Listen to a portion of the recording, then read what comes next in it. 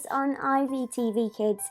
I have a Christmas story today for you, and that is The Dinosaur That Pooped Christmas by Tom Fletcher and Dougie Pointer. So get comfy, you know it, get cozy and wrap up nice and warm on this winter's evening, and let's read the story together. From high in the sky, Santa looked down below, to houses all cosy and covered in snow, where snoozers were snoozing, tucked up in their beds, whilst dreaming the most festive dreams in their heads. But one boy called Danny, a greedy young chap, the greediest chap on the planet in fact, was lying awake on his mountain of toys, which stood even taller than most girls and boys. But that wasn't enough. Danny still wanted more. He wanted much more than his toy box could store. So Big Santy C said, "I'll leave him a present, but this year his present might just be unpleasant." Danny heard such a clatter, his heart skipped a thump. 'Twas the clopping of hooves, going clippity-clump. He bounced out of bed and threw on some clothes and crept down the stairs on his tip-tippy toes.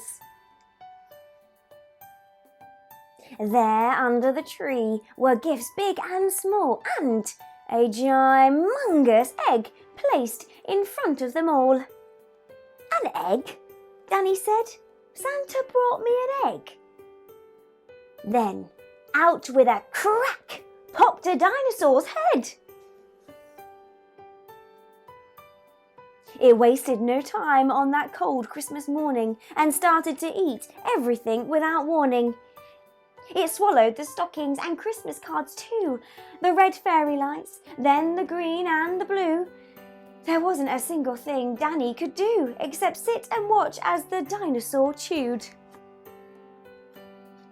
It chewed and it munched and it crunched on Kris Kringle, the reindeer, the sleigh bells and all things that jingle. But it didn't stop there. There were more things to gobble, much more than the small shiny baubles that bobble.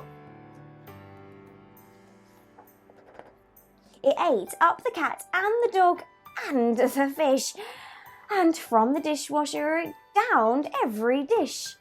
The tables, the chairs, the walls and the doors. Now nothing was safe, not even the floors. Danny's poor granny was knitting some socks, but the dino had no need for socks, it had lots. So it slurped up her knitting like strings of spaghetti and gobbled up Granny along with the settee. Then it ate Danny's mum. She was gone in one bite, and although Danny's dad tried to put up a fight, the dino had grown to the size of King Kong. With a gulp and a burp, Danny's father was gone. Now nothing was left. All Danny could see was a fat dinosaur where his home used to be. And so, with the thought of no Christmas this year, his tears turned to snowflakes and then disappeared.